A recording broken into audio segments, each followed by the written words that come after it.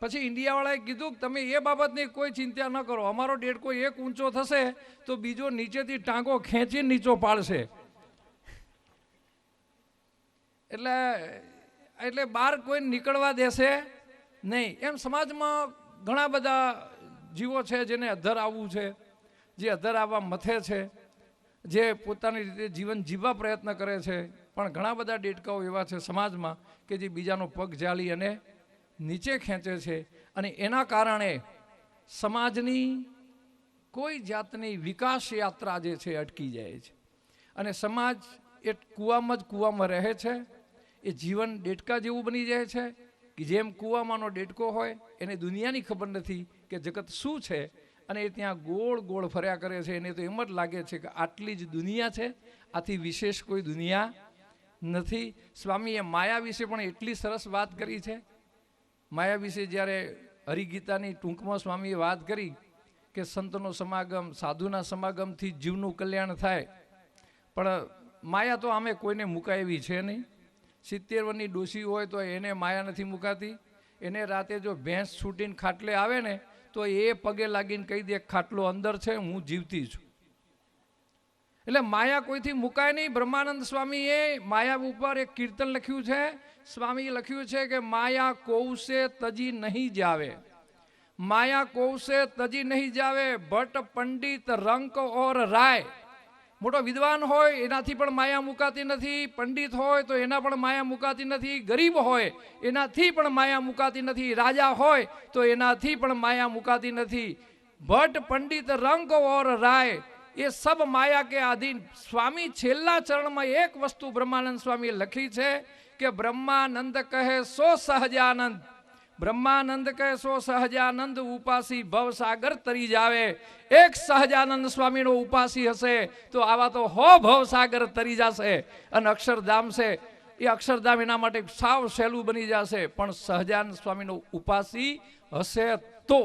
એવી સુંદર સુંદર વાતો સ્વામી દ્વારા આપણને સાંભળવા મળી છે. ખરેખર એમ થતું હતું થોડી કથા ચલાવે, પણ સમય છે ને પાછા સંતો દૂર દૂરથી આવ્યા છે, તો સૌથી પહેલાં આપણે બધા સંતોના આશીર્વાદ લેવા છે.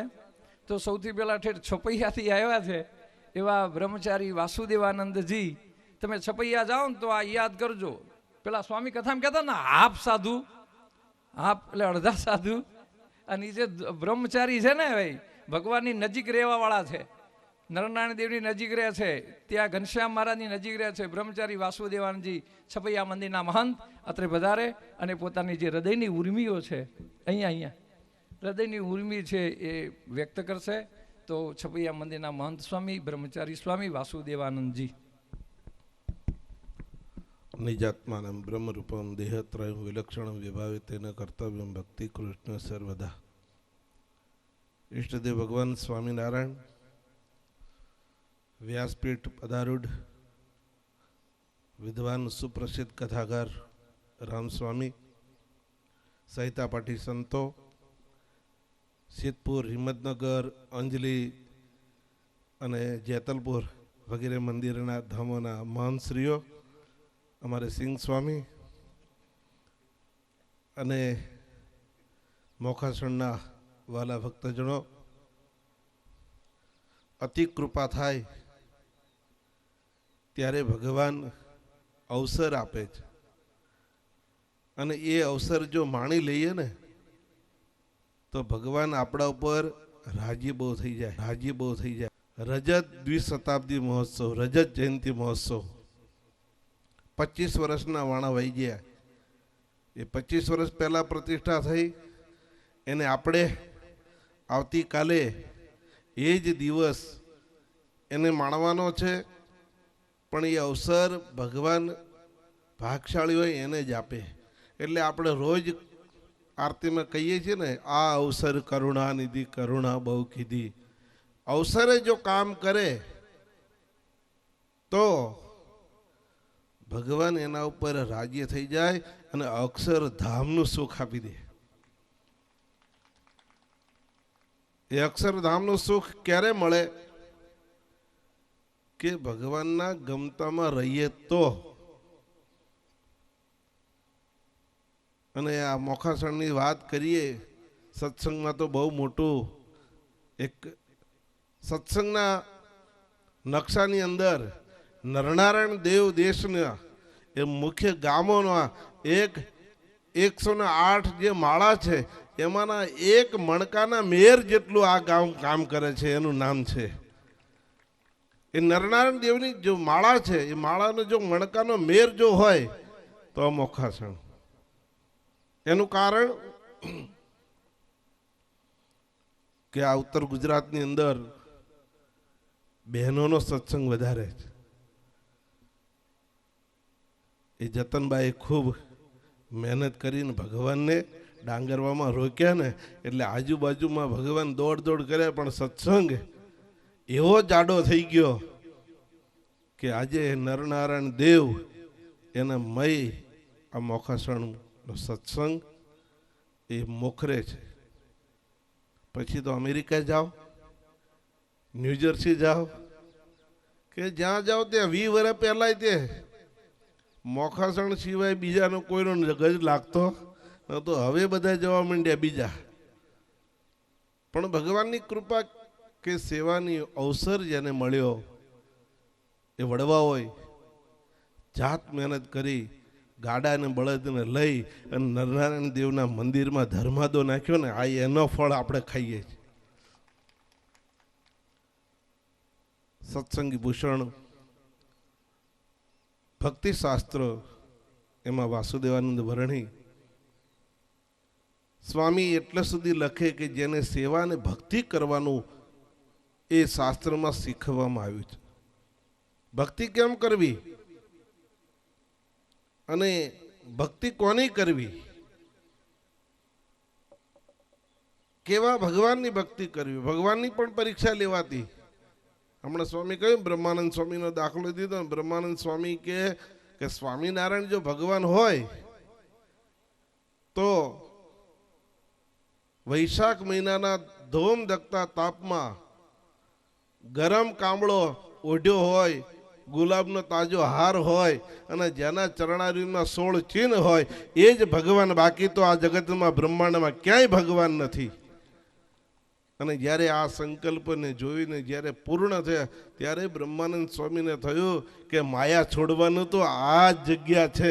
અને જ્યાં 4 આંખ મળી ત્યાં તો 1.25 મણ સોનું જે શરીરમાં ધારણ કર્યું હતું એ બધું સહજાનંદ સ્વામીને ચરણે માયા છૂટી ગઈ. એ અનંત કોટી બ્રહ્માંડના અધિપતિ પુરુષોત્તમ નારાયણ એનો રાજીપો આ ગામ ઉપર અને આ અવસર મળ્યો છે. મારે કે ઓછો સમય કરીએ ને તો સત્સંગમાં જે કંઈ થોડું ઘણું એટલે ઉધે લાગ્યું હોય ને એ પણ નીકળી જાય. સેવાથી આપણું તંદુરસ્ત રહે. શ્રમ યજ્ઞ કરીએ અને એકાબીજેથી એ ભાવના એટલે કોઈ 10 વર્ષ ઉજવે, કોઈ 25 વર્ષ ઉજવે અને એ ઉજવવાથી સત્સંગમાં બીજા નવા સત્સંગી જે જીવ જોડાય અને એ જીવ જોડાય એનું ફળ જે હોય દાતાઓને મળે. એક જીવ સત્સંગમાં જોડાય તો બ્રહ્માંડ તાર્યાનું ફળ છે. અને આ ઉત્સવમાં જે કોઈ દાતાએ સેવા કરી છે એને એ ફળ મળે. અને ફળ મળે એટલે કેવું ફળ મળે કે લાખ આપ્યા હોય ને તો 30 લાખ થઈ જાય. ફળ મળે પણ ફળની શ્રદ્ધા રહેવી જોઈએ. કારણ કે મહારાજ કહે છે કે ઉત્સવ સમયા એ જીવના કલ્યાણ માટે કરીએ છીએ. એને આવું અંત સમયે યાદ આવી જાય કે વક્તા સરસ કથા કરતા અને ઉત્સવની અંદર લાડવા જો ગમી ગયા હોય અને એ લાડવું જો યાદ આવી જાય ને તો એ મહારાજ લાડુ લઈ અને એને અક્ષરધામમાં તેડવા માટે આવીને અક્ષરધામમાં એને લઈ જાય છે. ઘણા દાખલા જેવા અમારે તો ઘણા ફોન આવે ઘનશ્યામ મહારાજને આજે શું ધરાવ્યું છે, આજે આ વાઘા છે, આજે ઘનશ્યામ મહારાજને 4 વાગે મેવામાં સફરજન ધરાવ્યું છે, ભગવાનના હાથમાં રૂમાલ છે, ભગવાનને સફરજન આપ્યું છે. આવું જ્યારે કહે ત્યારે એમ કહીએ કે તમે શું દૂરબીન ગોઠવ્યું છે, અમારે ત્યાં લાઈવ ટેલિકાસ્ટ નથી. કે નહીં સ્વામી, હમણાં જ અમારા ફલાણા એ ધામમાં ગયા ને કહેતા ગયા કે છપૈયાના ઘનશ્યામ મહારાજ હાથમાં સફરજન લઈ અને મને ધામમાં તેડવા માટે આવ્યા છે ને હું જઉં છું. આ સત્સંગની સેવા છે. એમ ભગવાનની કૃપા હોય ત્યારે આવો ઉત્સવ ઉજવવાનો, એના દર્શન કરવાનો લાભ મળે છે. તો આપ સૌને અહીંયા છપૈયાથી બાળસુખ ઘનશ્યામ મહારાજ અને એક રાજસ્થાનની અંદર હનુમાનજી મહારાજ અને ગોપાળાનંદ સ્વામીના માધ્યમથી સત્સંગ થયેલો, અને એ હરિભક્તોના પ્રેમને કારણે ત્યાં 10 વર્ષ પહેલાં એક મંદિર 5 શિખરનું એ મંદિર જોત જોતાની અંદર તૈયાર થયું. એને 10 વર્ષ પૂર્ણ થયા અને એપ્રિલના 16 થી 20 એ ત્યાં દશાબ્દી મહોત્સવ પણ ઉજવવાનો છે. કારણ કે રાજસ્થાનની અંદર જે ગામની અંદર ઉત્સવ ઉજવ્યા, જ્યાં મંદિર થયું ત્યાં 70% જૈનો છે અને 30% વૈષ્ણવ, એમાંથી 5% આપણે છીએ. પણ હનુમાનજી મહારાજ અને ગોપાળાનંદ સ્વામીના માધ્યમથી એ લોકોએ મહારાજ કહ્યું ને કે જાઓ, તમારું વર્તન વાતો કરશે. મોખાસણ જેવા ગામની અંદર જેમ આપણું મંદિર છે અને સવારમાં બધા દર્શન કરે, કથા વાર્તા કરે, એમ દરિયાવતી સાળંગપુર જાય અને ગામડામાં જે હરિમંદિરો આવે ત્યાં રાત રોકાઈને એ હરિભક્તો સવારે સાંજની જે ક્રિયા જોઈ, એ ક્રિયાઓને જોઈને સત્સંગ થયો એમને કે જો તમે આવી ક્રિયાથી સુખી થતા હોય તો અમને પણ આવું કંઈક શીખવાડો ને. અને પછી તો એમને હિન્દીમાં વચનામૃત ને પછી મૂર્તિ ને, અને ગામમાં 100 ઘરનો સત્સંગ થયો. તો એ પરમ પૂજ્ય મોટા મહારાજશ્રી તેજેન્દ્ર પ્રસાદજી મહારાજશ્રી એ કૃપા કરી અને મંદિરનું નિર્માણ કરાવ્યું. અને આપણા વર્તમાન આચાર્ય મહારાજશ્રી કૌશલેન્દ્ર પ્રસાદજી મહારાજશ્રી સરસ મજાની મૂર્તિ, જે 100 વર્ષ જૂની મૂર્તિ છે, જે જયપુરની અંદર પધરાવાની હતી, એ જ રાધા કૃષ્ણ દેવને ત્યાં દરિયાવદમાં પ્રતિષ્ઠા કરી છે અને 10 વર્ષ પૂરા થાય છે. તો એ ઉત્સવમાં પણ સૌ ભક્તોને આમંત્રણ. ત્યાંના ભક્તોએ કીધું છે કે બધા ભક્તો દર્શન કરવા માટે એકવાર દરિયાવદ આવે, રાજસ્થાનમાં ડુંગરપુરની બાજુમાં, તો એ ઉત્સવનું પણ દર્શન કરવા માટે પધારજો. અને આજે અહીંયા આ ઉત્સવના દર્શન કરવાનો લાવો મળ્યો એ મહારાજને કૃપા. અને ઘનશ્યામ મહારાજે વળી હુકમ કર્યો છે કે મોખાસણમાં જાઓ અને છપૈયાથી બાળસો ઘનશ્યામ મહારાજ એ જ કહીએ કે અહીંનો સત્સંગ ખૂબ ચડતો રહે, ખૂબ નરનારાયણ દેવના એ ઘરેણું બની અને એ સત્સંગ ચડતી કળાએ રહે, એ જ અભ્યર્થના અસ્તુ. જય સ્વામિનારાયણ. જેતલપુર મંદિરના મહંત પેલા કોઠારી સ્વામી સદગુરુ શાસ્ત્રી સ્વામી ભક્તિનંદનદાસજી અહીં આવશે અને પોતે પોતાનો જે અભિપ્રાય છે પ્રસંગને અનુરૂપ ટૂંકમાં જ કહેશે. બેનો બધા બેસો, જો સમય હોય તો બેસો. બધા શીરો કાઢવાની બાકી છે, જાય છે ભલે જાય.